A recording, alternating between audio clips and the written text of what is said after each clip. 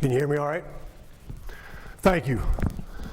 Guys, I want to talk tonight on the counter series, something that's been very good for us the last 3 years. It's been a work in progress. We started, again, 3 years ago running this play, and we're learning more and more about it. Between 14 and 15, we got a lot better with this play. I want to show you some stats, and there's really only one stat that matters, and that's wins. But in 14, we were 13th in the conference rushing the football at 146 a game. All right? And in 15, we ended up going to second in the conference in rushing the football. And the counter play for us, all right, we made strides, and we feel like this was a huge part of our success in running the football. As you can see, the gains made from 14 and 15 running the counter, all right, and this play just getting better and better for us. Some reasons as to why our run game improved, and I want to point this out. Coach Fulmer, his pride and joy is the offensive line. He's come back to our practices, and these guys to the left right here, Antone Davis, first-round pick, Philadelphia Eagles, Harry Galbraith, Chad Clifton, VFL's former great players. The pride and history of the tradition of the position. That's Coach Fulmer. Jawan James, James Stone, and Zach Fulton.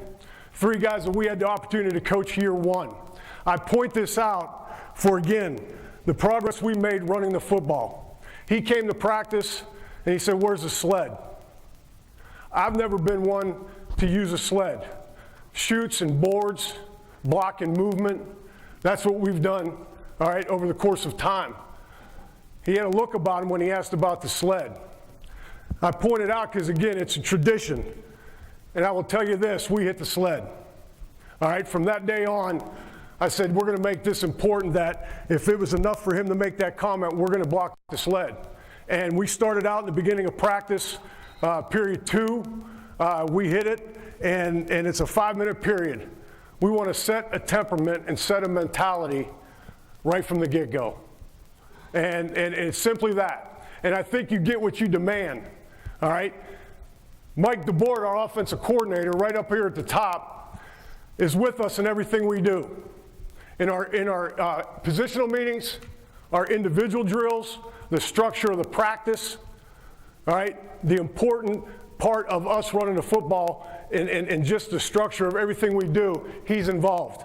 All right, between the two of us talking through formations, all those things, but the demands and getting what you put into it is why, again, I believe that we've had the success running the football.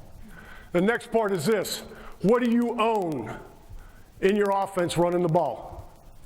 You see this picture, you think, you know, to me, the first thing to mind is the counter play with the Redskins, with all these greats up here with Grimm, May, Bostic, Jacoby, and the guy right here in the middle, Raleigh McKenzie, a former VFL, one of the original Hogs, going back to the tradition of the position. But guys that say, we have 5 or 6 run plays, what do you really own? Mike DeBoer, again, our offensive coordinator, when we first met last spring, as an offense, he said, man, we're going to own the inside zone. We're going to own that. And by gosh, we did. That was our best run play, our most efficient run play. The counter's right behind it. As I said, it's a work in progress, but we're getting there. But again, what do you hang your hat on? What do your kids know? What do they believe in when it's nut cutting time? And the last part is this. Coming to this clinic for years, you know, the guys that you know, I thought of Coach Alexander with Corey Dillon, Paul Boudreau talking about Barry Sanders. Guys, it's these guys carrying the ball. At the end of the day, we got a quarterback that's extremely talented that you're going to see in our counter series of him carrying the ball. Alvin Kamara, great speed and vision. And then Jalen Hurd, 1,000-yard back, 6'3", 245 pounds. Runs pissed off, extremely competitive, and he blocks for protection pissed off. And that's you know, for those guys, for us to block, we get excited about that. And just to add with Coach Fulmer, and why I love when he comes to the practices, first time he saw Jalen and he walked by, he said, if I was still coaching, he'd be one sore son of a gun on Sunday. So that's how many times you like him to carry the ball, and we feed him as much as we can. The next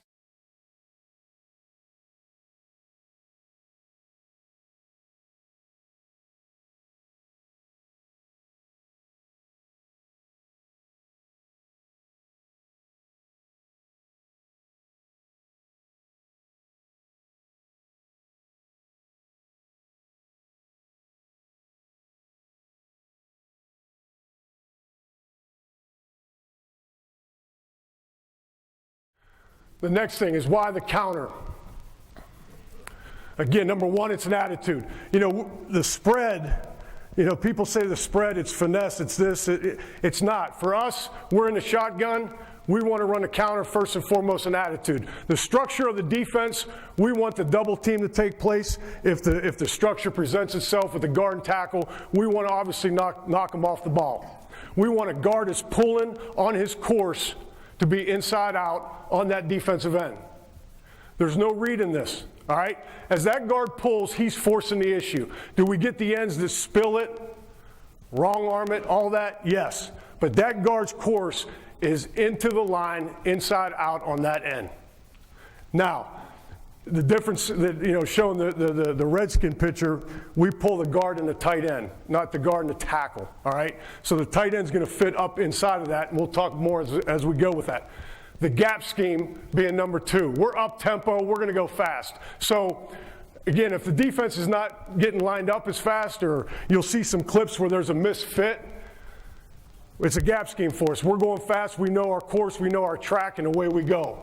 And then the last thing is, as we've studied this play, it's downhill in the course of the back. So by gosh, if we're on the left hash, that ball's getting, the ball carrier's hitting.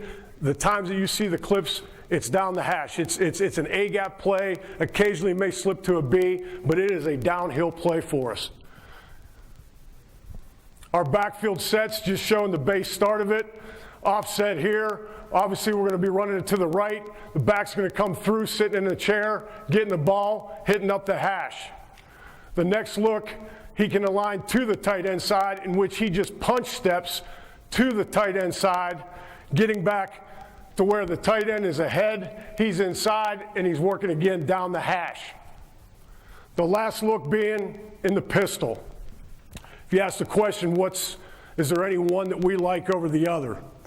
And I think it's more of this, the percentages. As you get into week 5, 6, or 7, and teams are breaking you down, obviously we can start him out here and tick him over to this alignment, what have you. And the other one is this. We'll ask our running backs coach, we'll say, maybe Jalen likes to be in the pistol more. He sees it better, whatever the case may be. You got to ask yourself what fits you all with it. So those are 3 ways that we line up with the back. Obviously the quarterback in the backfield running it, with also the back in the backfield, which I'll get to as well in the film in which he's reading it. Now, just some clips, and here's what I want to do with the next part. It's just all the film that I'm going to show you. I got guys highlighted for, say, the combinations, where it's starting out base, then we'll progress into, you know, some of the different looks. But we see a lot of the bear front, and I'm going to show you clips of that and some ways we attack that, some of the motions that we add to it, all right, with the quarterback, and then also the quarterback read. But just starting with the base look, this is, again, mostly, this play for us is an 11 personnel. All right, so we're running the counter to the left right here, liking the movement right here on the left side of the guard and tackle into the 3.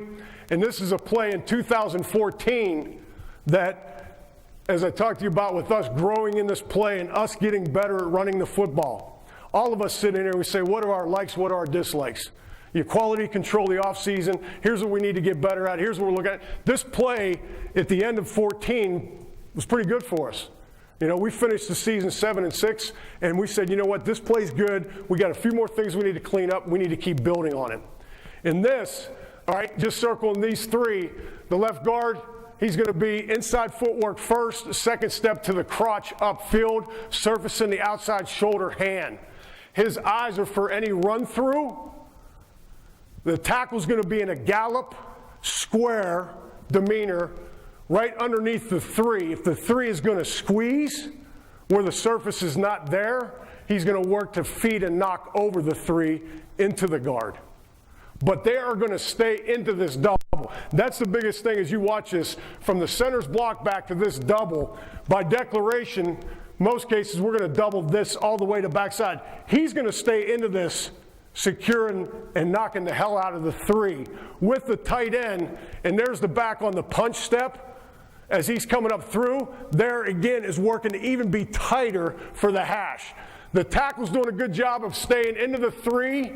The center is on a quick three backside, right to the V of the neck. Right here, a quick three, and he's going to work the fight vertical upfield into that pressure of the 2-eye. Now again, the guard, and you'll see the different clips, but the guard on his pull course right now, inside out. We found this to be the case, man. As we studied this, one of these two cats is booking himself out. So the tight end's staying tight on his course. We ended up just saying, we're booking that. We're going to stay tight in our track, where again, it eliminates the read of, do we bounce this thing? Where's it going? It is downhill. It is a hash play. This is a good clip on the right guard in the double for anything that may run through backside. Nice job with it. Nice job with his hips down. Again, this is right down the hash.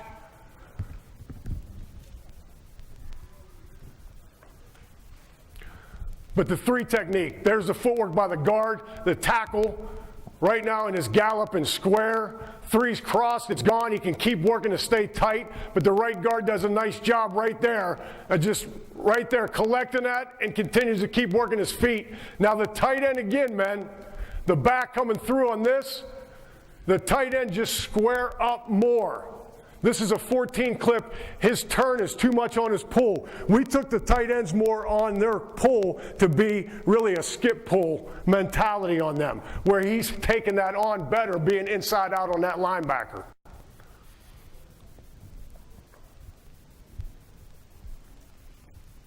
This is before the half. And this is more so for the center and the backside tackle on how we handle, the block back and the area hinge.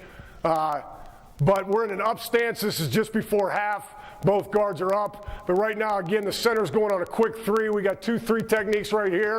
Right tackle, flat, fills the center, back out right there. And again, downhill. Left guard's too much over top of his toes. His base is too wide. But the tackle stays into it because he's still feeling the three, not secured by the guard.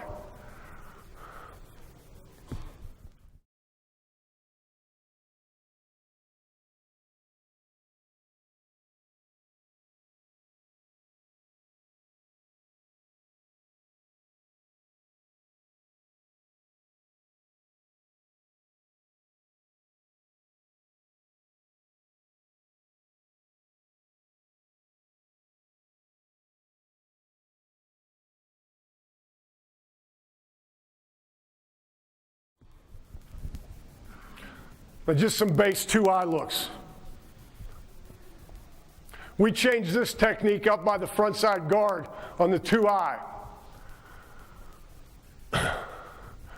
Now, we're going to get to the pull, but the guards on the 2-eye from 14 to 15. 14, if we were blocking the 2-eye, if you come up, B. White, please.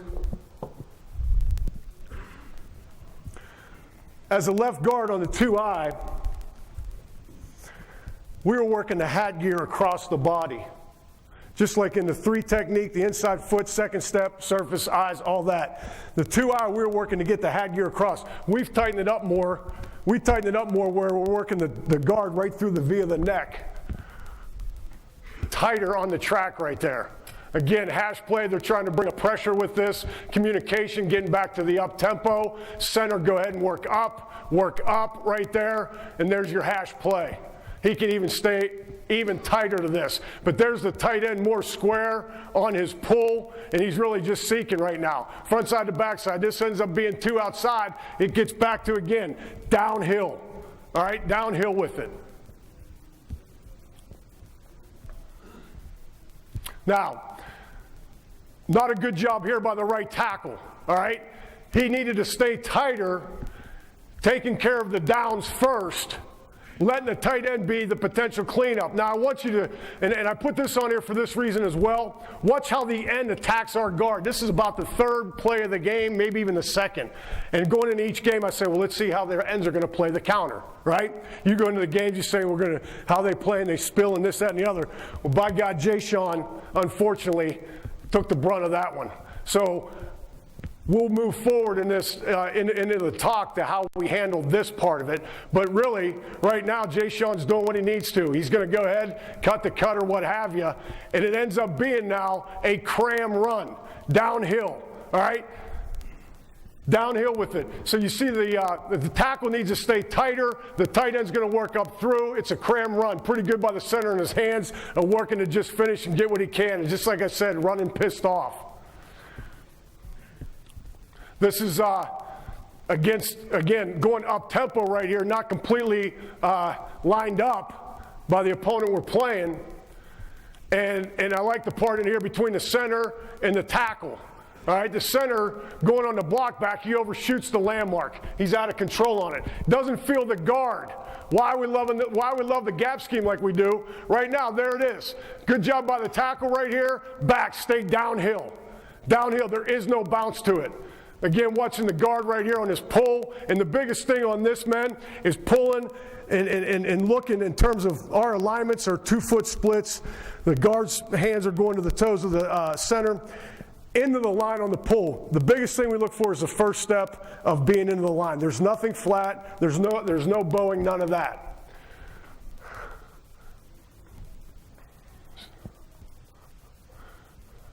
Now just some movement versus the shade.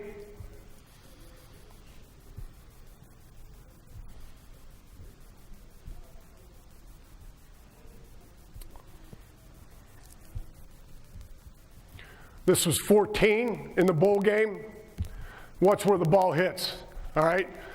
Now again, movement but from the right guard, right where he needs to be, good base by him. Out of the pistol for the back. Downhill right there, and again, right here chasing it. Chasing it here to here, really the front side A to back side A, really staying tight to the hash. Notice the pull and guard. Even with the end working to squeeze, he's still working to fight to get inside out on his ass.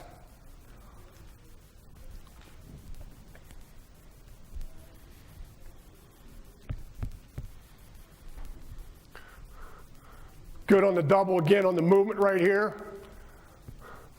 Still forcing the hat to be inside. There it is again, right up inside of it. And he's still wide. Still staying insecure in this. Center on the quick three and fighting back up over top. Now I put this on because this is RPO, but again, just versus the movement. The center overshoots it, does a good job recovering the work to be quick upfield with it right here. But even if the ball was given right here, they're still right now working really tight downhill on it for the tight end seeking through front side.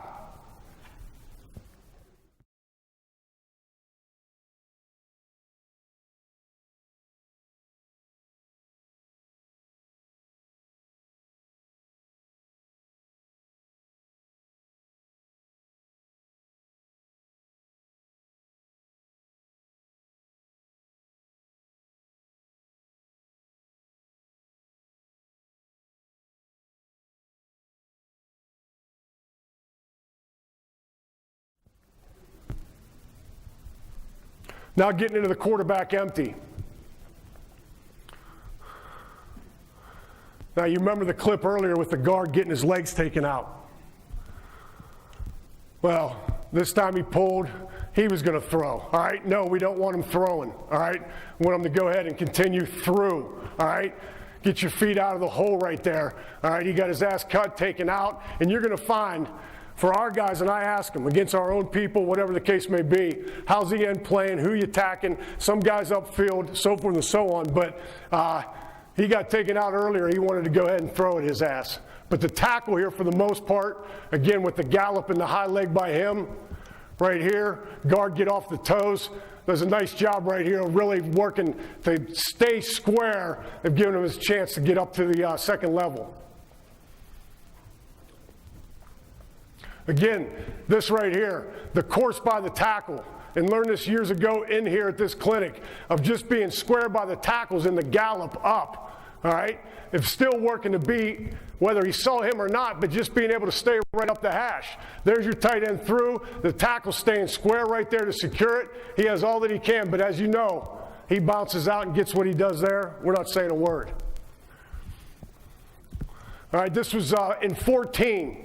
We had a quarterback situation in which we had an injury and Dobbs took over, and we added this into the offense. And you know, whether we fly him out, do different things with the read, it really puts some stress on the defense that there's some moving parts right there and communication taking place, that everything ties in. Getting back to the point earlier I made as far as, you know, and why we like this play, why I get excited about it is, you know, our players really believe in it and owning it.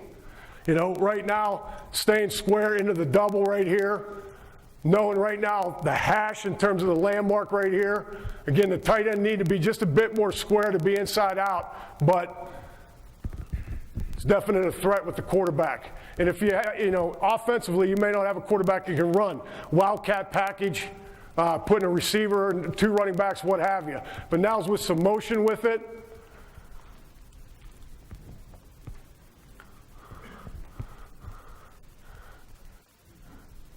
And you can see on this clip here, again, there's a great example of the hash, the pull by the guard inside out. There's an example as well, men.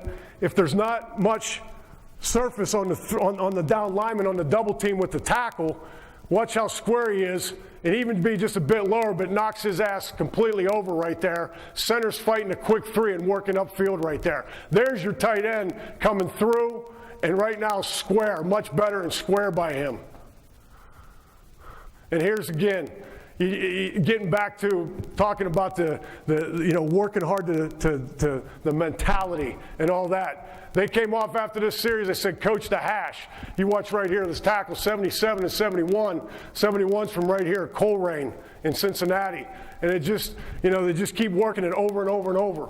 And I get back to Mike DeBoard and just training and repping it. And whether it's against our defense or our own people, we structure the practice so that we're obviously getting a lot of reps at this and it's paying off.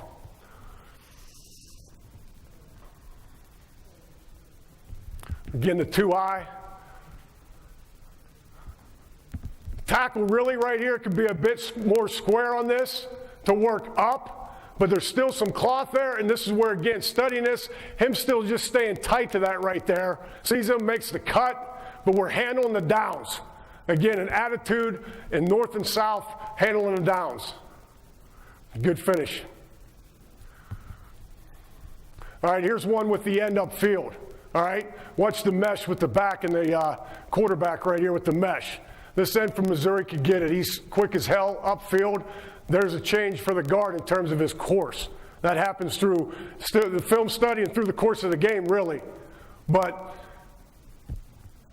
initially starting obviously into the line of scrimmage and working in the back's course, being tight, not bouncing. Right here, good anchor with the guard on the 3.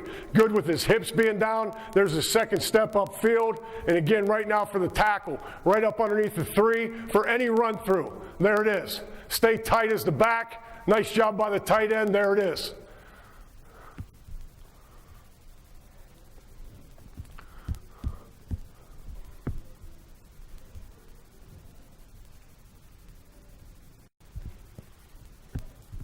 Here's one with the guard forcing the issue on the end. All right, the way the end plays this one, the guard, as he's pulling, look at him force his hat gear inside.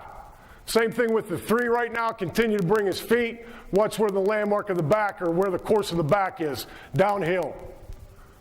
And again, the tight end's just working off of it. So there's not that part in it where it's, I got to bounce outside and all that. It's up inside, cram it.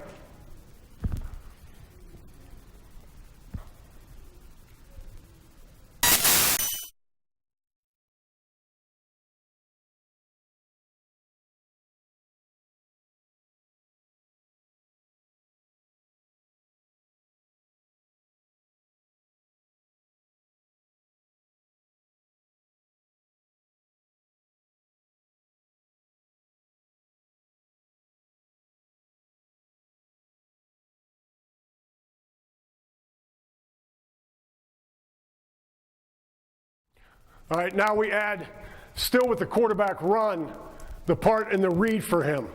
All right, so we have the base running back run, quarterback run. Now there's the read part in it where he can read the end to give it out as a space play or keep it. For us up front, counter's called. That's it.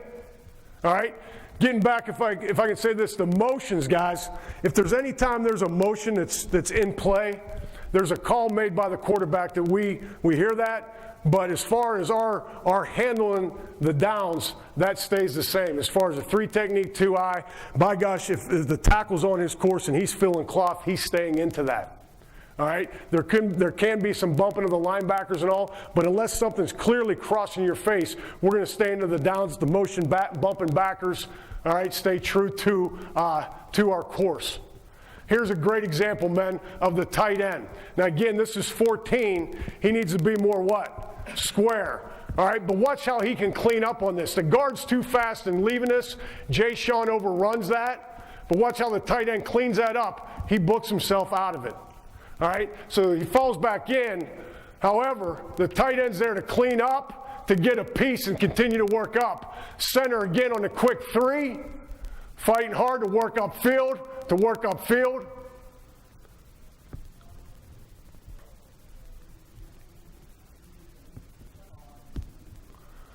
Here's one again, as well as these guys play as well as Bama plays the double teams. Good example of the tackle right here. Watch where his hands go, right down to the hip. All right, watch what happens. Now the guard needs to continue his feet, not turn his butt, but right there the tackle does a nice job of just snapping to the hip, giving him a chance right now, all right, to go ahead and knock it over, guard take it over, the tackle to climb.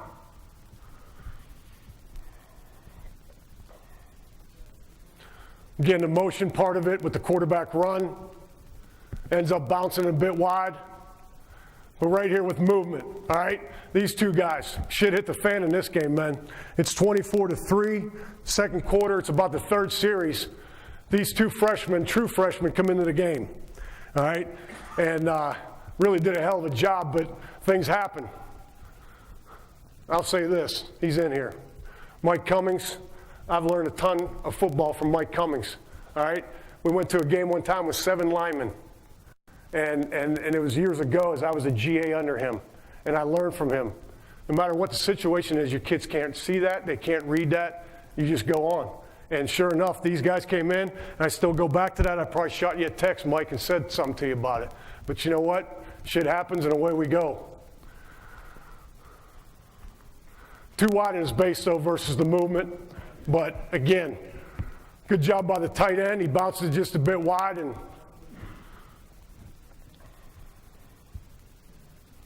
now, pressures, overhang. Right now, there's no backer in the box. Backer's walked up outside.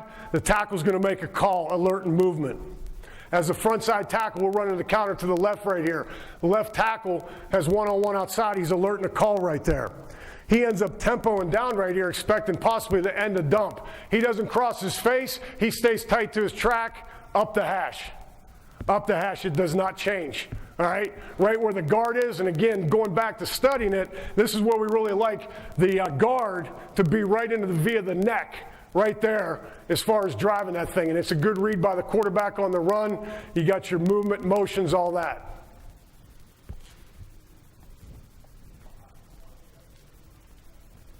Now, plays where we're giving the ball out.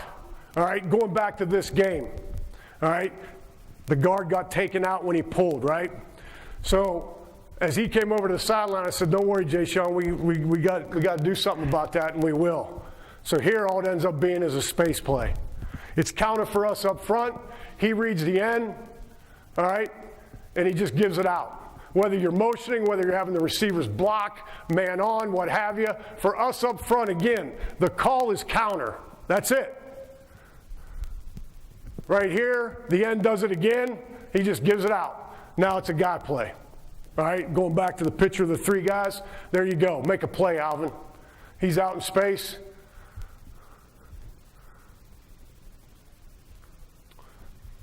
Right off of a timeout, much the same. All right, but I put this on too, again, for the reason of the tackle. And if we were to give the ball in the counter or the quarterback were to keep it, there's still something there. The high leg gallop by the tackle, staying tight right to there. It's crossed. There's no cloth as a down lineman. Now take it over. All right, if there's still cloth there, tackle stay into it. He's over top. He's booked himself. The tight end cleans up on that one. Now it's a foot race with those 2.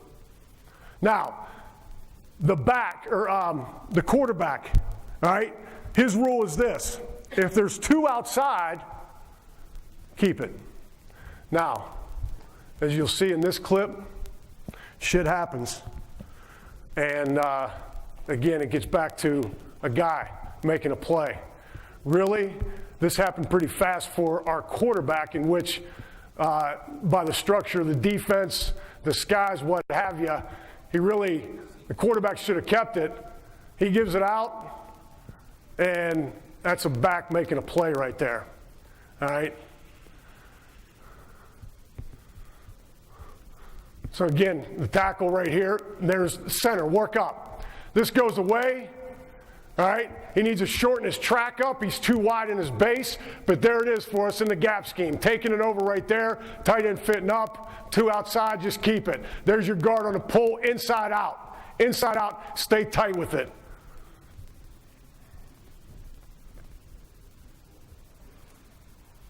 Now, we will also, right now, we got quarterback counter called up front. We got counter going to the right here. We made one tag, one call to the backside tackle. He's now off of his area hinge backside, and he's going to climb up. He's going to ensure the block back, and he's going to climb up to second level. The quarterback now is reading this cat. All right? So we got counter called here. He's going to read this edge. So again, it becomes a space play, really like right here with the tackle coming through square. Still needs to be just up underneath that tip. Take this shoulder right up underneath that tip right there. But as you can see, the tackle, he's not area hinging. He can get more of this, but he slips out, space play with him. Still having a chance to run the counter right here. Not good by the pulling guard. But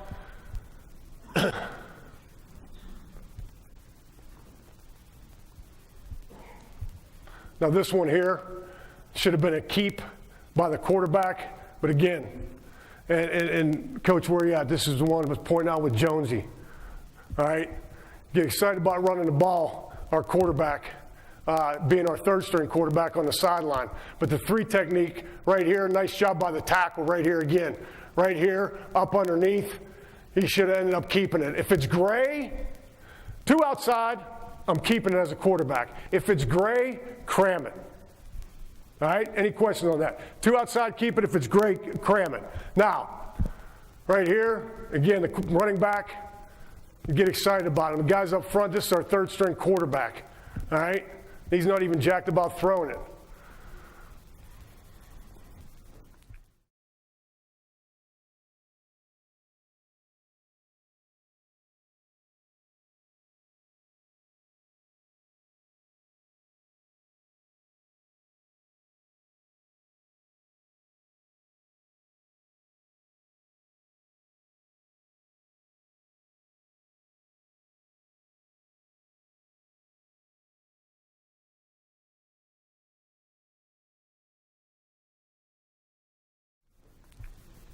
Any questions there, men? I want to get into the bear front. We see a bunch of it. I don't know if you see it quite a bit, but most everyone we play some form of it. The four eyes, a little bit tighter threes at times. This was in 14. Out of the pistol. By the structure of the defense, right now, we're going right now back on this. Center's going back. He's going on a quick three to the V of the neck. Frontside guard's going to the V of the neck on the nose. The tackle right here is working up and under on the three. All right, not very good with his hands right here. Guard inside out. The tight end again now squaring up on this. That ends up being the free hat. We have the motion coming through trying to hold him more, but the tight end coming through is going to go ahead and check front side to back side. He sees the safety down, then it's the back and the linebacker.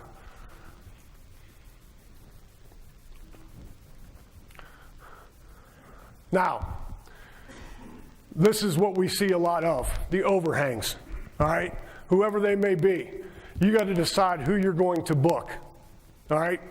Now, with this look right here, we end up doubling the center and the front side guard for this backer. The tackle more so in this look, off of Coach Mack of up under with the hands of that 4-eye of getting up underneath him and And the backside tackle, the same. We're going to book this defender. We're going to go ahead and knock to this backside linebacker. So obviously the guard's working to here. The tight end's up through for the front side linebacker. Now, let's talk the technique of the front side guard. He's got too much turn simply because of his outside arm being involved. Center's the backside foot first, second step down. Guard being more square right there. Not bad by the tackle right here. All right, working to just work his hips up into him more right there, up underneath. But here's where Jalen ends up bouncing it out. It is muddy inside. But it's going into the game plan, whatever you decide, who you want to book in it. Sometimes it's, again, some motions that we have with it, whatever the case may be. But again, in 14, studying this, the quarterback bounces, which really he could be just right now downhill on it. And there again comes the back through on this, holding him enough that really, Josh, stay right here. Now, because of where we are on the field, we did honor him. We were booking this backer, okay? So we were completely back on this. The center's still going right here. Backside foot, second step down, continuing through with his eyes right here for the 4-eye, the tackle riding it down and working himself out.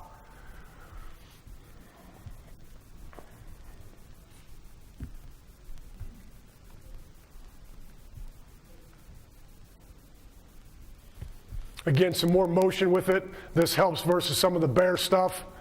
The guard still needs to be more square. His climb ends up being good and his finish ends up being good, but he makes it a lot harder on himself. Be more square upfield with that inside foot as far as just now picking up, putting it down.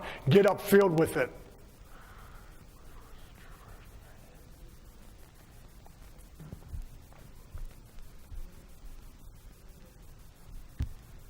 Much the same.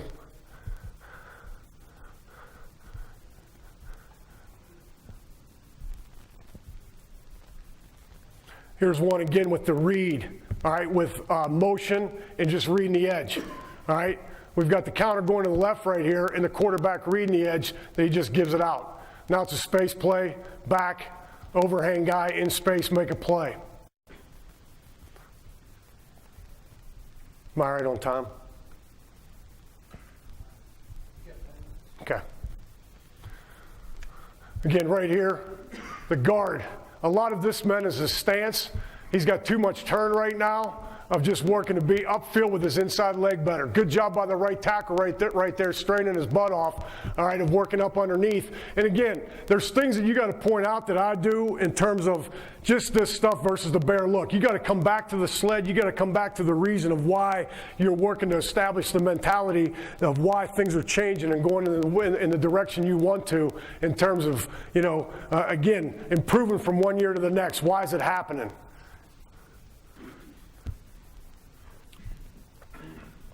Now, this we added as well, all right? Finding ways to take some heat off of the tackles as opposed to just manning up that 4-eye.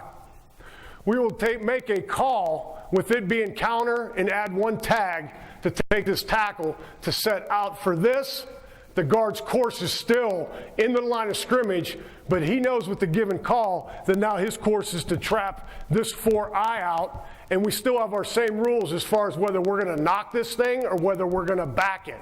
But right here is a good example that as he sets this thing, it works out, he collects it, guards into the line of scrimmage, and there it is with his hat gear needing to be better inside out. But all of the rules stay the same. One call's made, it's down the hash. There's your tight end potentially for a cleanup again, if need be, being square up and through.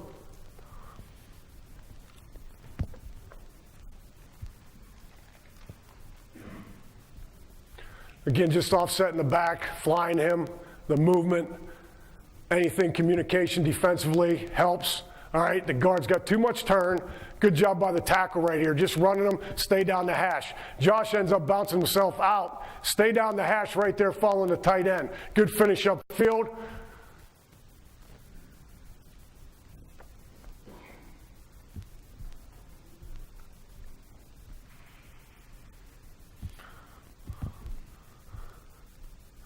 They ended up backing this thing. The tackle obviously staying in. The center needs to keep tracking. But there's your call again, which he's working out to the overhang, inside out. Watch where Jalen needs to stay. Keep working your feet out of the hole. Keep working your feet. Keep working your feet. There it is again.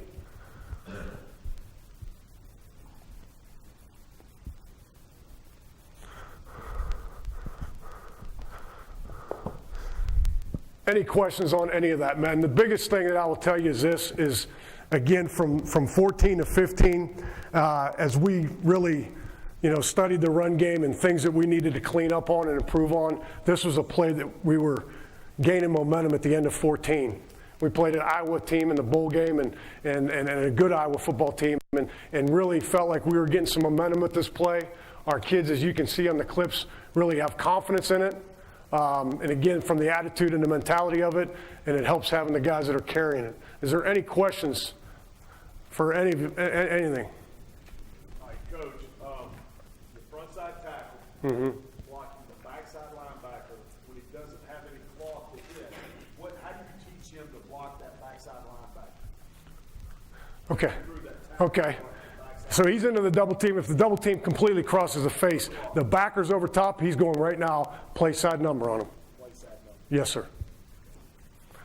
Obviously, if he's scraping, from the timing of the 3 crosses the face that he's over top, again, the hash and where the back's hitting it, as fast as it happens, it's play side number is where we're going to attack as it crosses right now, all right, and staying vertical with it.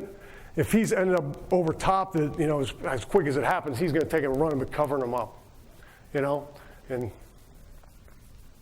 yes. Coach, what do you tell your guys to distinguish knocking back or blocking back, the 4 out? Yes. And last thing is, the guard can cover for odd, and still got them doing things where. Absolutely, yes. First part of the question, he asked about the bare front and who we're going to book.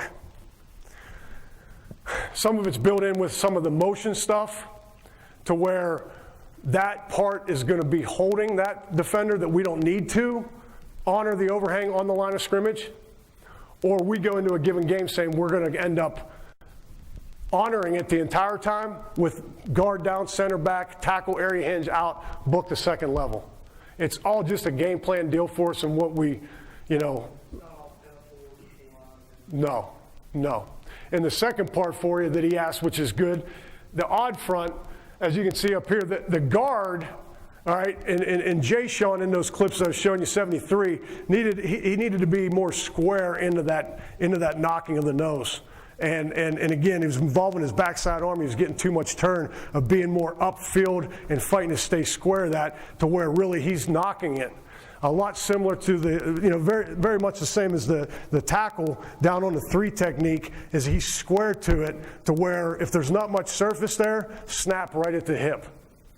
And I think there was a few clips on there showing you to where, the end result, if you end up hitting that hip a few times, some good things happen in terms of the movement. Guys that really put it, and here's the biggest thing, come on up, B, is when working this, guys, I found this, that as go ahead, you know what, you're fine. As I'm the guard and the tackle's working right now, the double team in this play, an individual, and you come off and you're doubling the shit out of this and the 3's where he's at and there's surface there and it's all good and, your guys are excited and then you get into the battle and as he comes off, he squeezes to this much. Your kid looks at you and goes, what happened to that drill we were just doing? So the 3 technique and drill work of really tightening him up, that those kids really get in the feel of just snapping it, and really just getting the hands into it. And once they do, they get excited. Now again, the guard can't just stop his feet and turn right there because everything gets muddy. Just keep working his feet on the delivery of it. So it's just both of them working together, the center of the guard and the tackle. Anything else? Yes? Why did you change your guard naming point on the 2-eye? Being thicker on it. The backside shoulder. His question, if you didn't hear it, he said, why changing the landmark on the 2-eye? We wanted to be thicker on it. We felt like, again, with the second puller being the tight end, that he can clean up as well as B. Come on up, please. I always believed that the 2-eye hat gear here, because of movement, I'm going to be able to collect any inside, internal trash, all that. Well, by gosh, he's going on his course, and he's going to get it down, and the tackle's going to be there that there's, you know what I mean, he's just going to be able to be thicker on it and still be able to see it. So we just wanted to tighten that up. Again, just, and I can't say enough about the second puller, just that one clip against Bama, he comes up through, he's able to clean up some trash of cleaning up our mess a little bit. Guys, I appreciate it. Thank you.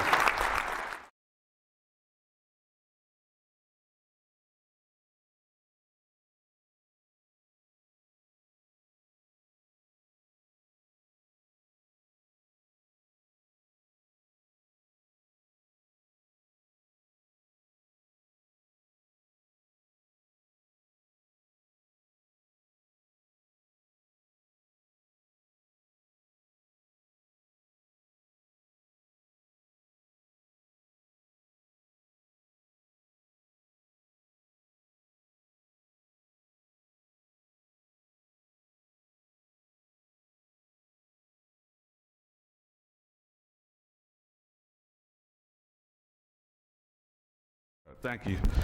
Hey, really appreciate the opportunity to be here and talk to you guys about a few things that we have used throughout the years to be successful. I've been, like most of you guys, coming to this clinic for numerous years and always come away getting a few things that help me with our offensive line, okay?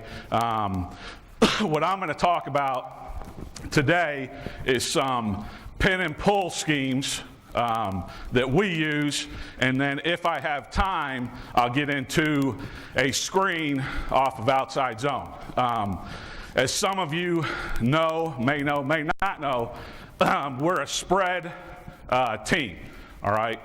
We are mostly in 10 personnel, 11 personnel, 20 personnel. Very rarely do we have a tight end attached, or are we in 21 or 12 personnel. So you have to be able to run the football in 10 personnel. Everybody is going to run inside and outside zone, okay? The problem, and they're good plays, and we run those plays as well. But what becomes a problem is the defense knows what you're running as well. Your back's offset to the right. Obviously, you're generally running inside zone, outside zone to the left. So in 10 personnel, what we had to do in order to run the ball effectively is come up with some ways to where we could get angles, all right, to help our offensive line. Now, we run a fold play. We run a double puller play where we get double teams and we get angles, but most of those plays are inside runs. We needed to try to figure out how we could get the ball outside, okay? Whether it's D gap, C gap, B gap, all right, by creating angles for our guys. So what we did is we started doing some pin and pull stuff, you know, down and around, G, whatever you want to call it, where we're blocking down on the front side and pulling somebody to get the ball to the outside. The other thing for you guys that run out of 10 personnel, you understand, if you get a 6-man box, all right, you have to read somebody or throw off of somebody, whether you're reading a DN, a 3 technique, an A-gap player, or you have to throw off a backer. This is a play that we feel like, because it's going to hit wide, it may not hit in the D or the C gap, but if we set the edge or pin a A-gap defender, we can hit it wide enough in the B gap to where a backside defensive end, we don't have to read them. So we can just call this play, hand the ball off in 10 personnel, all right, and not have to read anything. All right, so what I'm going to do is go through just some of the footwork, how we call it, so that way when I start talking about it, you understand. And most of you guys probably already know this stuff, may call it something different, but this is what we call it. And then get into some our principles on splits, our principles on stances, and then show you the plays drawn up, and then get into some tape, okay?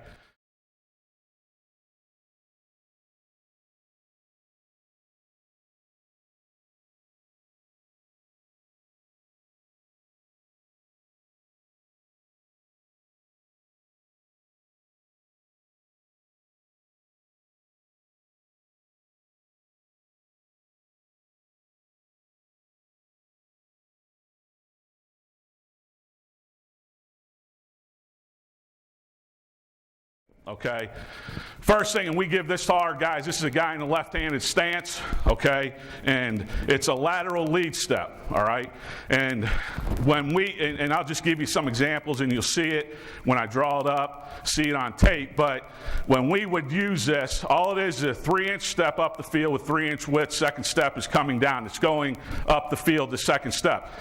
If I was the left guard, okay, on a down block, so I'm blocking down on this guy, and I have a G, all right, and this guy is a read, defensive tackle. He's not a penetrator. If he was a penetrator, I would lateral lead step with my right foot. Aiming point still stays on the V of the neck. If he's going to play into me, or if he's reading it, all right, which our defense does, then I'm going to lateral lead with my outside or left foot, okay? So all it is it's just, I'm in a left-hand stance, all right, whether it's 2 or 3 point, doesn't matter, 3 inches up the field and 3 inches lateral. Second step coming right through them. And I'm aiming for the V of the neck, all right? Second step right through the middle of the body. So it's here, here, and I'm just getting this hand on him, right through, and grab him. Grab with the outside hand, all right? He's going to play over top. I'm going to try to keep my body as square as possible, all right? So I'm just going to try and move him vertically. If he is getting over the top of me, all right, what we do is just drop this foot a little bit, rip the backside arm through, and I'm going to keep running and then drop cut him, all right? Not many examples of that on tape because most of the time it happens against our defense and we don't cut our defense. Doesn't happen very often in the game where the guy is over the top, okay? Second one would just be a settle step, okay? So if I was the right guard in this case and we were running the pin and pull this way, okay, running it this way, I'm comboing this backside 3 to a backside backer, okay? So all I'm going to do, pick it up, put it down, second step through. Now the surface that I'm going to use is dependent on what the backer's doing, okay? I may hand, I may flipper, or I may rip up through, okay? It's just dependent on what is happening with that backside backer, all right? Excuse me. The next thing will be a slide or lateral step, okay? Same thing. I'm the right guard. I have a 3 technique on the backside. So now I'm going to a backer that is stacked. I've got to get away from this 3, so I don't want this 3 technique squeezing me. So all I'm going to do is go lateral 3 inches, second step right up through the inside of his foot, and I'm going to rip through and try and turn his shoulder back so that backside tackle can come take it over on the backside, okay? So that's the first 3 steps right there, okay? Next one, again, everybody obviously, and again, whatever you call it is what you call it, okay? If we're on the front side, we're to the open edge, we're running the pin and pull play this way, all right? I have a wide 5 technique, okay? He's on my outside shoulder. My aiming point is the outside V of the neck. Well, how do I get to the outside V of the neck? I don't want to step here, all right, because I don't want to reach him, okay? I want to stretch him. If I reach him, that's fine, but for the most part, I'm not going to reach this guy, okay? So all I'm going to do is bucket, 3-inch width, 3-inch depth, open my hip, turn my shoulders on an angle to get to the armpit. Second step's going right at the inside foot. I'm trying to run right through the outside V of the neck, okay? Drop step would be, again, I'm the left tackle. We're running it to a 5 technique, and he's widened out, okay? I'm still aiming to get to that outside V of the neck. Now, I can't bucket step, 3-inch width, 3-inch depth, because now I'm face to face or on the inside V of the neck. So now what I'm going to do is drop step. So it's about 6-inch width, about 6-inch depth. This is about. I don't have a ruler out there. So I'm going to just get more width, more depth, open my hips and my shoulders on an angle to get to the outside V of the neck, run through the outside V of the neck. High leg, which we wouldn't do on this play here, okay?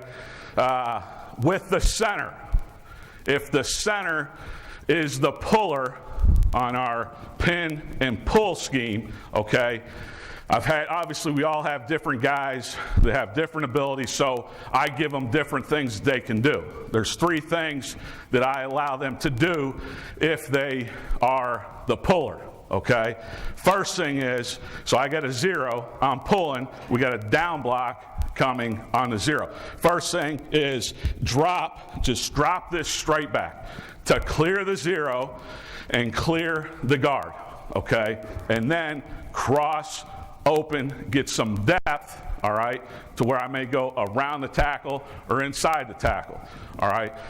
Second thing is skip pull. Okay, just like you would skip pull on power. Going to do this now. We're running it this way.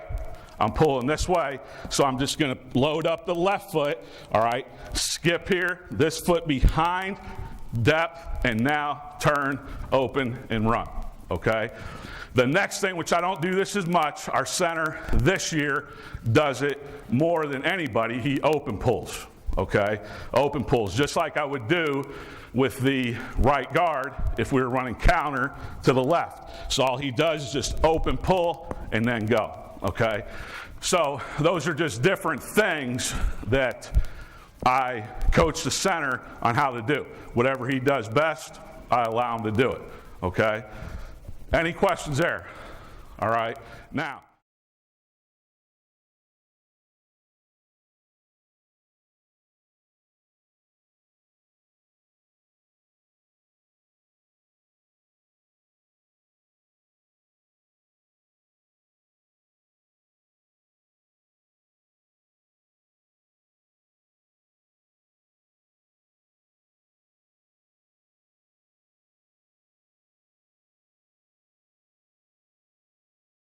Now, we're probably a little bit different than most people in our splits, okay?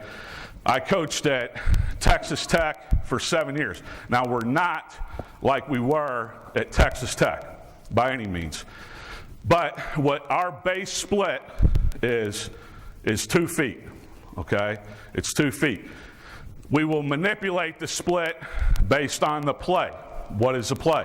Okay, well, if we are running ISO to the left, and I'm man, left tackle, and left guard, we are going to widen out the defenders, especially if I have a 3 or a 5.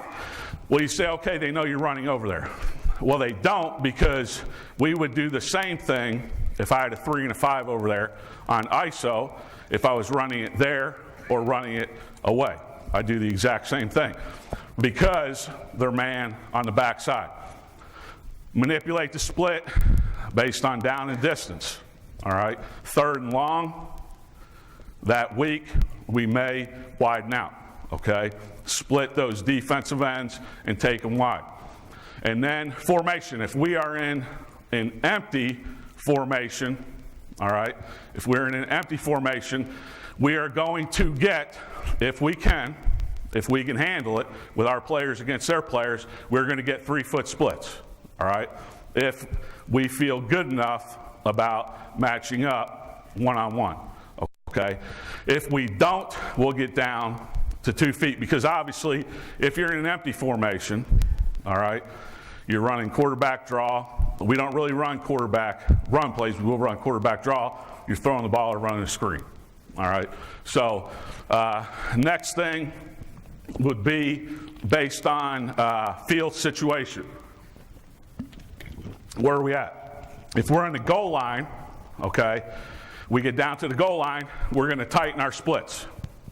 If we get into a 21 personnel situation, okay, we get 21, we're on the goal line, we'll probably be about 1 foot split, okay?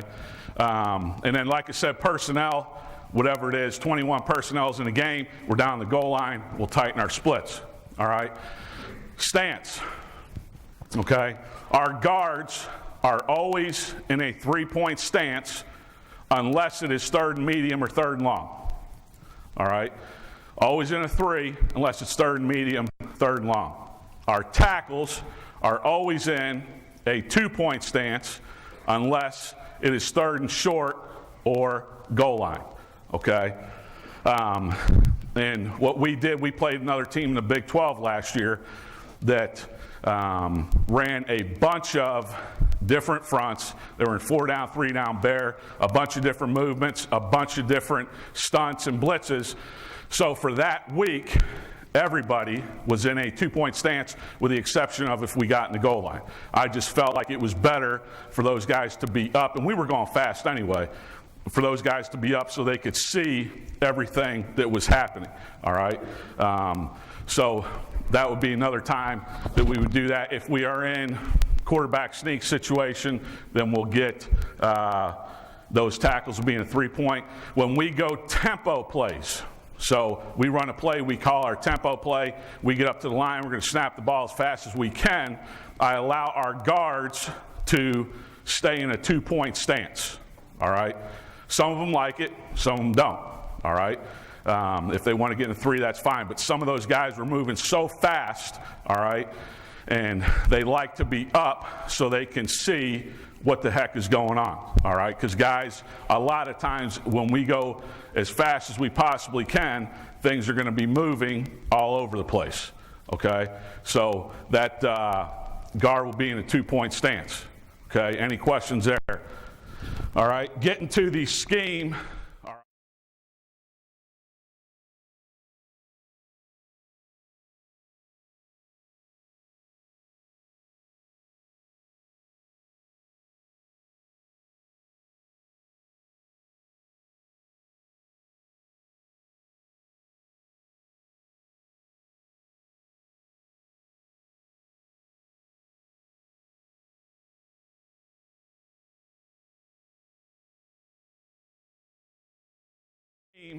All right, pin and pull versus an even front, all right, and these are just drawn up against, that's 4 wides, all right, 2x2, 3x1, okay, versus a 4-2 under or over, just depending on what the strength is, okay, we're going to man the front side. It doesn't matter what that guy does, hits in or out. Your technique is going to change based on what his alignment is.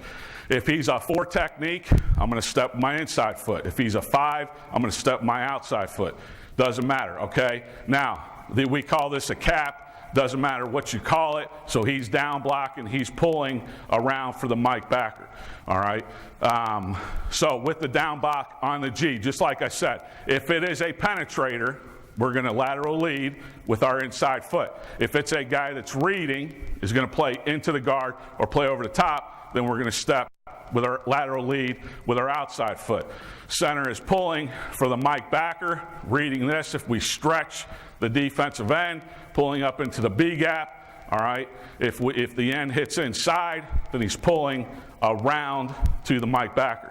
The swipe on the backside, all right? This combination block on the backside will do a couple different things, and it's all based on where is the alignment of the backside backer, okay? So I'm the right guard, that's a 3 technique, okay? If he is backside, all right? I am going to keep my shoulders square and rip through, all right? So the backside backer's backside, I'm just going to pick this left foot up, put it down, rip through, turn his shoulder back, and climb to the backside backer. Backside tackle, right tackle, I am going to drop step or open pull. If he thinks he can get there by drop stepping, all he's going to do, 6-inch width, 6-inch depth, aim for the inside via the neck, inside armpit. If he's got a bigger split, then he is going to open pull, just like he would if he was running counter, get to the inside and then cut, all right? So if the backer is inside, all right, if he has us out leveraged, all right, the guard, he's going to bucket or drop, just depending on where he is, all right? Now he's going to use his hand, all right? So if he's got me out leveraged, I'm going to bucket, drop, second step up the field, punch the shoulder, try to knock it back. Or if he's a 3 technique that is grabbing, then he can swat his hands down, okay? But the backside tackle, same thing. Now, if the backside tackle knows, which we make a call, that all he's doing is using his hand and he's gone, that backside tackle now he can no longer drop step, he's going to open pull, all right? Open pull, flat down the line to get to the inside so he can cut him, all right? Now, one of the reasons I like this play is because you run a bunch of inside zones. So say we get a 4-1 front, the Sam backer is splitting the difference, okay? And I think everybody has this dilemma is, do I count that guy? Do I not count that guy? Well, if you don't count him, all right, he is the B-gap player. We're double teaming the shit out of this. This receiver has no chance to block him, so he's just going to fit inside right there in the B-gap in order to run. If you do count him, all right, if you do count this guy, then everything is going uphill. You get no vertical push, all right, in my opinion. So we come into it and we'll game plan. Sometimes we'll count, sometimes we won't. But in this play, for the most part, we're going to count that backer. So we feel like now we can get him up on the safety, him on the corner, stretch him or reach him, down, all right, go cut him if we can. If not, just stretch him. Now, this is the tough block here, but we feel like we're going to create enough of a seam, all right, in the front side B gap to where we can get to that backside backer and cut him, and then cut the 3 technique on the backside, okay? This stuff is all the exact same. It's just out of trips, which you'll see on the tape there, okay? This is out of 2 backs. Okay. The only thing that changes is now, obviously, you're at least going to get a 6-man box. It's the same thing, and then he's leading on whatever becomes the front side guy. Here's versus an even front. So we're pulling to the Mike, leading on the Will, swiping to the Sam on the backside. This would be a case the Sam is out leveraged. All right, or the guard has him out leveraged so he can keep his shoulders square, all right, pick it up, put it down, flip her through, keep his shoulders square, knock him back, and then get to the Sam backer on the backside. If he was working to the mic, all right, this guard would obviously have to leave, all right. Now you just give him hand or knock his hands down, okay. Now, out of 11 personnel, do a couple different things here, all right? We can what we call Troy double out to it, or we can down, pull for the Sam, pull him back for the Mike, and then swipe to the Will on the backside. So here is an example where we're manning it, down blocking here, all right? Pulling for the Sam, pulling for this, swiping. And then here's an example where we're Troying, just a zone combo, up to the Sam, capping on the G, swiping on the backside. All right, versus the odd front, okay? Versus the odd front. And this is the play, you know, we're always looking for play in 10 personnel now. I mean, I know you can run counter, you can run a bunch of stuff in 20, but in 10 personnel, this is where I like to play the best. And we've had a chance to work it over and over against our defense, especially with those 4 eyes. All right, how are you going to block them? What are you going to do with them? With a 4 eye that's reading. So The reason I like it is as soon, again, our defense and defenses that we've seen, as soon as that tackle steps inside, that left tackle, that guy squeezes, so it makes it easier for that tackle to pin him inside, all right? So we feel like even without a tight end there, against an odd front, we can set the edge and get the edge if the 4-eye is a reader. Now, if there's blitz coming, the 4-eye hits out, obviously you cannot set the edge. All right, and then we're going to do the same thing. Now, if he's down blocking on a 0, okay, that guard, down blocking on a 0, he is going to have to bucket or drop step. He can no longer lateral lead with his right foot, so he's going to have to open his, he's still aiming for the V of the neck. Nothing changed, but how he gets there changes. So he's going to move up on the ball some, all right, open, come down, V of the neck. I get my right hand across. All right, right hand across to stop the penetration, left hand grab. I don't care where you grab, hip, side, right here, or on the pad. Doesn't matter to me. All right, backside, couple different things. I think it should be drawn up here. If that backside guard feels like he can get to the backside backer, so he has him out leverage, he's going to go. If the guy that he is going to, which this is the example right here, the will, there's no way he can get to that will. So he's going to pull as well, all right? So we're going to have two pullers, front side center, backside guard, he's pulling to the will, backside he's manning or sifting up to the rover, okay? The same exact thing. The only exception is now it's out of two backs, okay?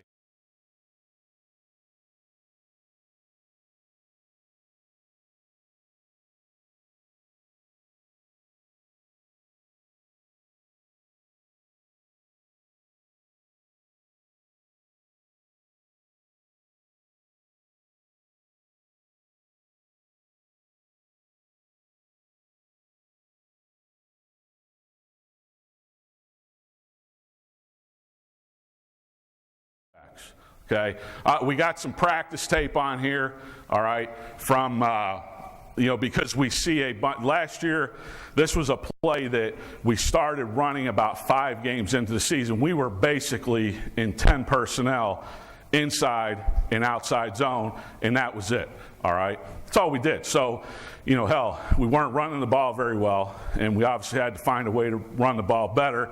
So we went to this, which it gave our guys some angles, all right, to create some seams. And it became a good play for us, and now we're going to run it a bunch this year, okay? Now we're going tempo. They're not lined up, okay? So left guard, we got a 4-2. It's an under front. We got trips here. He's going to reach. He should drop step to the outside via the neck. He should step with the left foot up the field, open pull, skip pull, drop the inside foot, pull into the backside backer, swiping on the backside. Now, this is kind of a gray area right here, okay? But with that guy inside of the 3 technique, he's got to go because he's got to assume that backside backer's going to run on the backside. So he should bucket step. Now he winds out bucket step, post with the right hand, all right? Now, one thing I like here with the backside tackle, and this is what I teach. Never really taught it before. I think I got it from somebody here, this generally doesn't happen with a 3 technique, where you reach a 3 technique like this. But he is open pulled, he's past the 3. Now, the tendency, at least for my guys, is to turn back this way. Well, if you turn back that guy's going flat down the line of scrimmage. So I teach them you're here, if you beat the guy, you overreach him, now open and turn back this way and stop him here. It's the same thing as if I had a 4-eye, all right? 4-eyes are a hell of a lot easier to reach. Our guys, we play against them all the time, they see it. So what our guys are doing, we've reached them here, I've ripped my backside arm through, and now what he's going to try to do is he doesn't mind getting reached, because what he's going to try to do is throw me and then come down the line right there. That's how our guys play it. Not many guys do. So it's the same concept. I'm here, bucket, rip the backside arm through. If he is trying to escape and play behind me, I'm going to turn back this way and try and cut him off that way. I'm not going to turn back to him. So that's just an example of it right here. Okay. Now, right here, Like see his right hand more in the middle of the body right there, okay? And we can't do it with our guys, but if he got into this situation, all right, I'd want him to keep running and forcing his helmet to the outside V of the neck and keeping his shoulders square. Now he gets head up to me, I can open my inside foot a little bit and rip my backside arm through to try to cut him off, and then if I can't, then I would drop cut him, all right? He's got backside guard, has to go. All right, pretty much the same look right here. Not much difference right there. All right, now this is 2 years ago. Okay, we've got a perfect box right here. I don't know what the down and distance is. We're running pin and pull to the left. All right, now in a 5-man box, and it's not happening here, but this is what we are doing now. All right, we hadn't had this situation come up on tape, but we are, especially with the 3 technique, this wide, all right? What we're going to do on the backside with that tackle is he's going to treat it just like it's the backside of power, okay? Because what we have to be ready for here is a twist between the 3 and the 5 technique. So we call it reach and hinge. So the right tackle, okay, he is going to step down, inside, post down, here, keep his eyes on him. If he gets the looper or the twist, now he's going to pull the 3 technique outside and the guard's going to take him because they are man on the backside. And again, like I said, it's not happening in this situation, but right here with this alignment, you have the threat for us of a twist. All right, 3 up the field and looping, and now for whatever reason that thing comes back, he's going to hit it. All right, so we treat it anytime we're on man on the backside, all right, and they feel like there could be a twist, we're going to treat this tackle, again, we call it reach and hinge, like it's the backside of power. Okay, right here, good, boom, right hand across, facing the V of the neck, the left tackle's laid off the ball, but good seam right there. Okay, now, this is an example of the backside guard and tackle. Backside guard and tackle. They're swiping to a backside backer. He is not out leverage, so he's going to lateral, rip through, turn the shoulder back, all right, and then get to the backer. Maybe stay fit into it just a little bit more, all right? This is more my fault than this guy's fault. These guys are big readers. I should have had them stepping with the outside foot, but I was worried about them. They did penetrate at times, so I was worried about the penetration right there, but does a good job right here. The other thing, this is and TCU is a hell of a defense, all right? And what they would do is they would really stretch this guard on our zone plays, knowing the ball was going to cut back and then play the front side. But you can see what the front side backer's doing right here, okay? Now, what he doesn't know is that center's coming and he can pin that guy if he plays back. But this is what they did against our zone, so this was a good play, all right, to complement our zone because of the front side backer playing back with him thinking that this ball couldn't get out to the front side. All right, again, now it's versus 4 down with a tight end. He's man, down block called G. He's pulling for the front side backer. He's pulling for him, but checking it first, good. And now he doesn't come. Now pull around to the outside. All right, he should be aiming for the outside number. Outside number. Like to see him aim even wider than that right there. All right, just keep the 3 technique pinned, and we're fine there. Who's that? The center?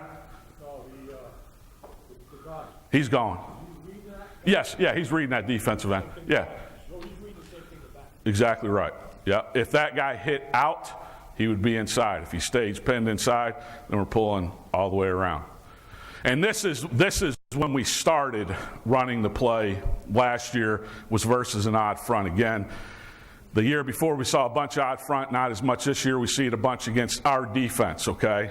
Now, what we're doing now, again, this is a process of going through the play, all right? That backside guard should have, we always have him with a 3-foot split, so he can clear this nose if that nose were to hit back, all right? So all we're doing is Pick it up, put it down way too far with the first step, grab. He's going to squeeze inside, just pin him inside.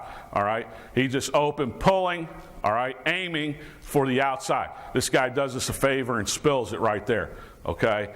So it's a simple play right there.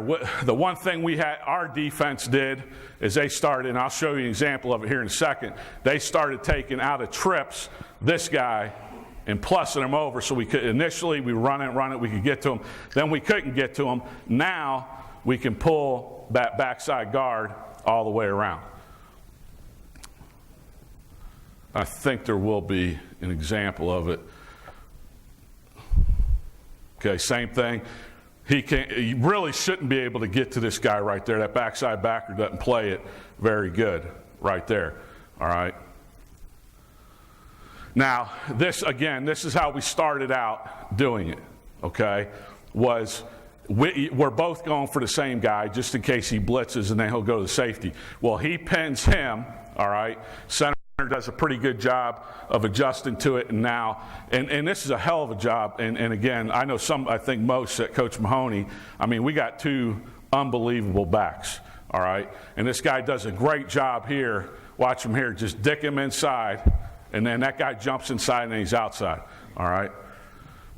Does a great job of setting up all the blocks. Here's an example, and this is not a good play, but if you guys were to run this play, all right, again, we were just, like I said, widening his split.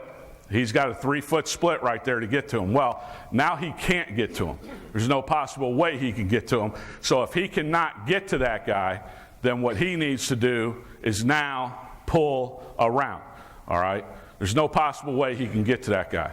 So again, he's out, and it's more my fault than his fault. But after this, we adjusted to it. That guy gets plussed over. You can't get to him on the backside. Now you got to pull around, because if he pulls around right here, then we got a chance for a good play.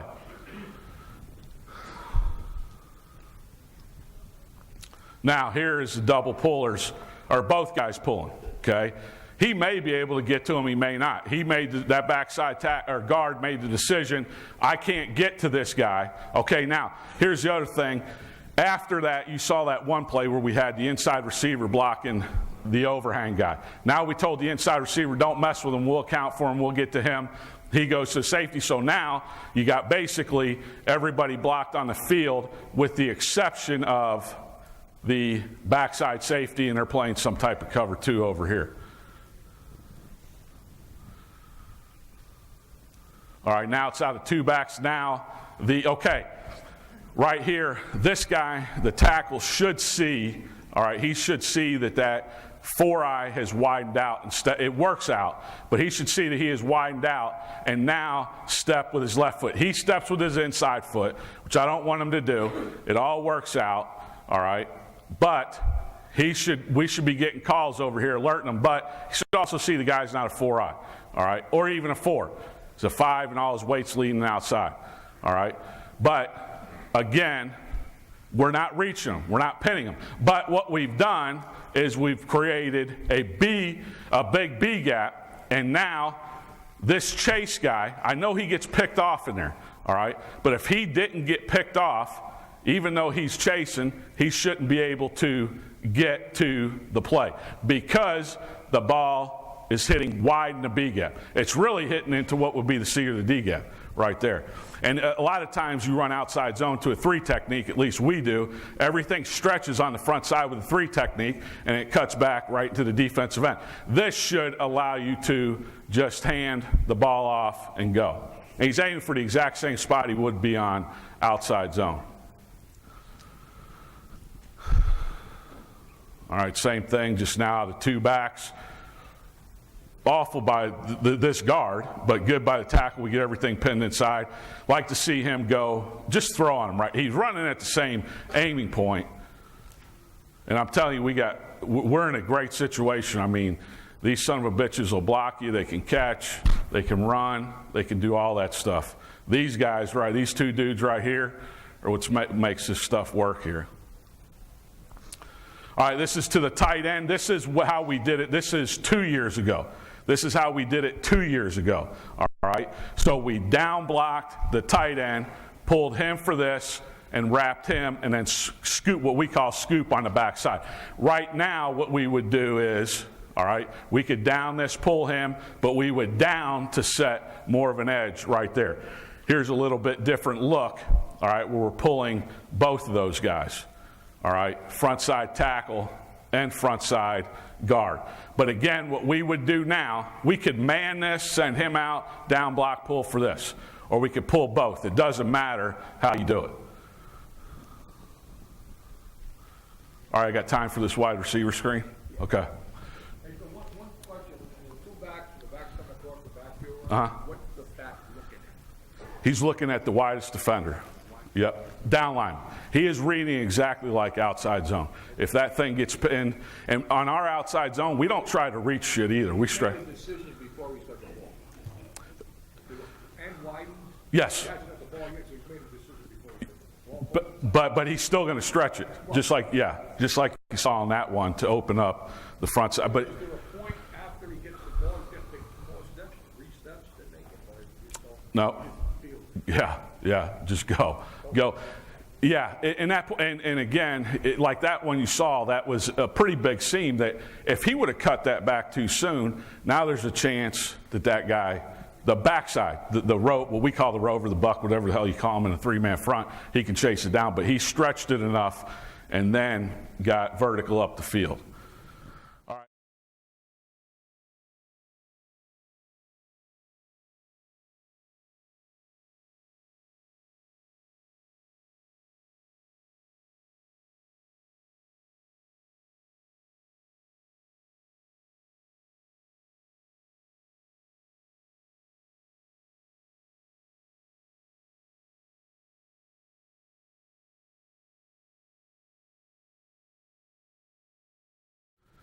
All right, wide receiver screen. This is off of outside zone, okay?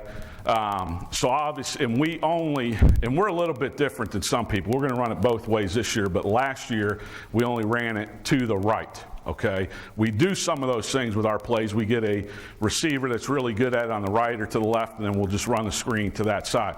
So this is a screen that we showed outside zone to the left with our back.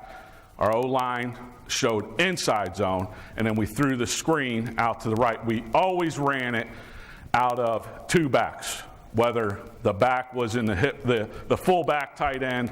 This is a couple different people for us, whether he was in the hip position or in the backfield here. All right, and most we would run it out of this formation right here, tight end trips look. Okay, so all we're doing is on the front side, we're showing inside zone. So again, these are our calls for inside zone. So these 3 are responsible for those 3. All right, we're swiping to the will. So on the back side of this backside guard, okay, depending on what he has. Here he has a G. So all he's going to do, he's going to step, try to show inside zone, get him to squeeze, push, and then open and climb vertical to pin the Mike backer. Okay. The front side, the right tackle, the tackle to the screen, is responsible for number 3, whoever number 3 is, all right? The fullback is responsible for number 2, and the inside receiver is responsible for number 1, and we're throwing it to the outside receiver. We're trying to keep this ball wide. So all we're trying to do is step up the field with the receiver, come back, and try and get the ball vertical up the field, all right? There's some things that we do out here with calls and all that you'll see on tape, but that we can do with these 2 receivers. If the corner is way off, he'll stay on, and then he'll go to the corner. So they do some things out there, all right? If right here, okay, we're going to swipe it, and you'll see it on tape. He's going to show this guy just like inside zone. So he's going to pick up his inside foot. He's going to flip her through and then get to the Mike backer. He is going for number 3, who becomes number 3. It's either going to be the safety or the Mike. We've run this enough against our defense that we call him number 3, because as soon as they see the fullback sprint to the flat, that front side backer runs with him. Now, as he steps inside, goes vertical, if for whatever reason he plays inside and the guard can get to him, now that will become number 3. But initially going into it, that guy right there for us is number 3. If the, like I said, if the guard can get to him, he'll take him. All right, here it is versus stack look, all right, and then versus the odd front right there. So we're going out, smashing. What we try to do in an odd front with a 0 is pull the nose over, hit the hip with the guard, and have the backside guard climb to that will. And a lot of people think, well, it's not, and I don't know if there's a look on tape, but a lot of people say, well, that guy's out of the play. Well, if for whatever reason that screen comes all the way back inside, all right, then that will become a factor. If the nose were to hit back, then the center would climb up to the will backer. All right, with a 4-eye, okay? If that guy has a 4-eye, the tackle is just going to step inside and then arc release to number 3, which in this case right here, he's number 3. Now, if he becomes a 5 technique, then he's going inside to him, okay? All right, he's responsible for number 1, he's responsible for number 2, and we'll run off of this right here. Okay, 4-3 box, so again, obviously we got to see the box. There's 1, 2, 3. So he's on 2, he's on 1, he's on 3, all right? And again, we've adjusted this a little bit with some things out here. I'd like to see the guard just go right here, pin that right there. He's showing him inside, boom, 1, 2, flipper through. All right, this guy feels like inside zone. He's a non-factor on the play. 1 step, okay, good, keep him pinned inside. I do not want this guy here beating him over the top, okay? He can come underneath right there, all right, but he can't beat him over the top.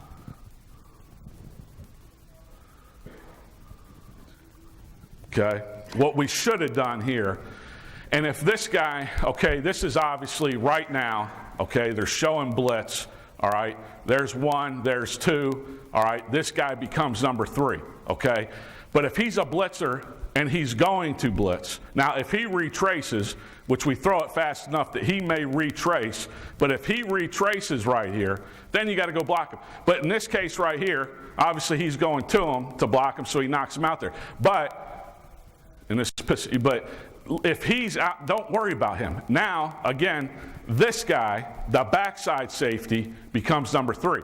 If he didn't blitz, okay, then he becomes number 3. Now, the other thing that may happen is this guy may become number 3. It doesn't matter who becomes number 3. You're responsible for number 3. 1, 2, count outside in, 1, 2, and then 3. Let his ass go to this guy, or if he beats him over the top, go to him. But again, if he gets up on that safety, then we got a better play. Okay, this is what we did here, all right? Obviously, that's number 2, okay? Corner, good. Get the play started. He will see it. This guy will see it and then adjust to the corner there. And again, we want to take the ball up the field. We don't want it getting inside here. It could be inside here, okay? That would be no problem. But we don't want the play in there, right? One more play? Okay.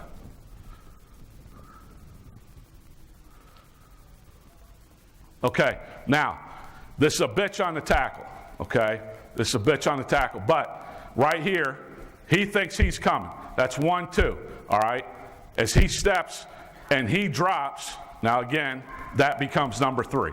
So he should really go out on that guy and kick him out, all right? And then we would have to run off of this guy. But he's got to see it, got to see that this guy has dropped out right there, and then go kick him out. That guy becomes number 3.